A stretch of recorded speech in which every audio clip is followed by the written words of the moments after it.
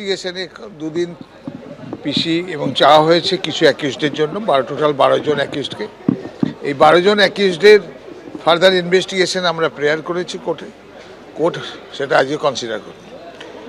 Main বক্তব্য হচ্ছে যে আপনারা যার কথা বললেন মোফাক্কারুল ইসলাম, তিনি একজন অ্যাডভোকেট, তার হয়ে অ্যাডভোকেটরা অ্যাপিয়ার করেছেন কিছু, এবং তিনি যে বক্তৃতা দিয়েছিলেন তারাও ওনার অ্যাডভোকেটরা বলেছেন যে এটা ঠিক হয়নি, এটা ঠিক হয়নি, এসব কথা বলেছেন। কোর্টের মধ্যেই তাদের সাবমিশনের মধ্যে ছিল।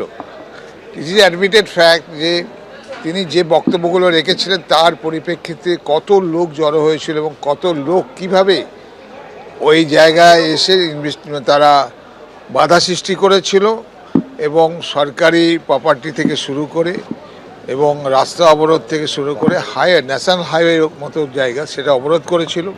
এবং সেই একটা মানে যে সমাজের ক্ষেত্রে সেই সময়কার যে ঝামেলাটা হয়েছিল সেখানে মানে সেকশন 9 এই একটা আসে, এবং যার ফলে আদার অ্যাকিউজ পারসনস তাদের ইনভলভমেন্টও আমরা পেয়েছি। যে কটি কেস আমরা 12টা কেস স্টেট করেছেন, সেই 12টা কেসের মধ্যে এনআইএ ইনভেস্টিগেশন করে দেখছে কতগুলো কেসের প্রপার ইনভেস্টিগেশনে আসে, সেগুলো আমরা করে আপনাদের নেক্সট দিন যে প্রোডাকশন আছে সেদিন আমরা জানাতে পারবো কি হচ্ছে না। মোথাবাড়ি কাণ্ডে মোফাক্কারুল ইসলামের ভূমিকা রহস্যজনক। মোথাবাড়ি মামলায় আদালতে সওয়াল এনআইএর। অন্যান্য রাজনৈতিক ব্যক্তিত্বকে ছেড়ে দিয়ে মোফাক্কারুলকে ফাঁসানো হচ্ছে।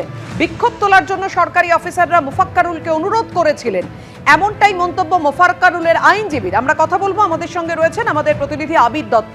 আবির, সেদিন মোফাক্কারুল ইসলামের ভূমিকা কি ছিল, কেন রহস্যজনক বলছে এনআইএ?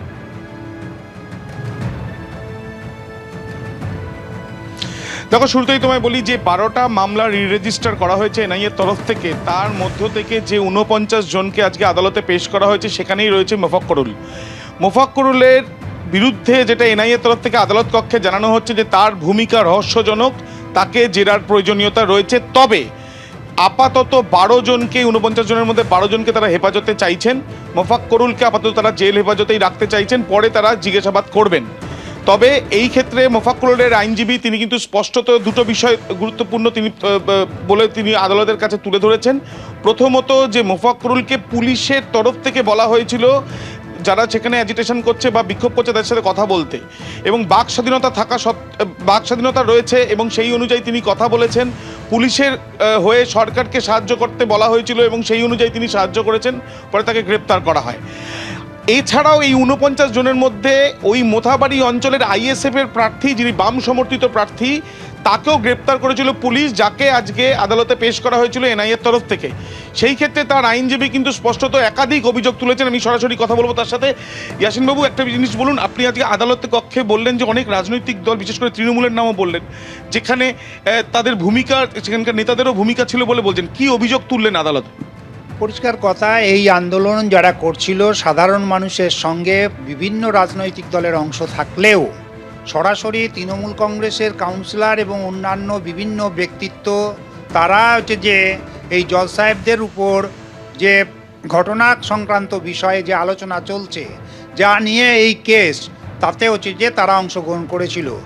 এখানকার রাজ্য সরকারের পুলিশ র্যান্ডম অ্যারেস্ট করেছে, সেই র্যান্ডম অ্যারেস্টে তাদের কাউকে নথিভুক্ত করায়নি বা যুক্ত করায়নি, কারণ সরকারের পক্ষে থেকে তারা হচ্ছে যে আন্দোলনে বিভিন্নভাবে যে সব প্ররোচনা দিয়েছে সেই প্ররোচনার পাঠ উদ্ঘাটিত করতে চাইছে না।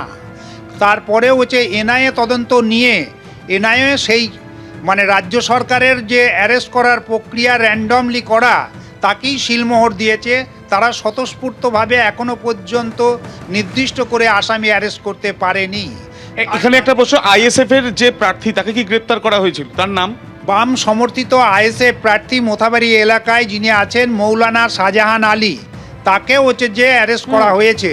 কিন্তু দুর্ভাগ্যের বিষয় এই, তিনি মনোনয়নও জমা দিয়েছিলেন। তিনি এই কেস কানেকশনের শতহস্ত্র দূরে ছিলেন, তিনি ওই চত্বরেও ছিলেন না। জামিনের আবেদন করে একেবারে তোমাকে এই মুহূর্তে ধন্যবাদ। এবিপি আনন্দ, এগিয়ে থাকে, এগিয়ে রাখে।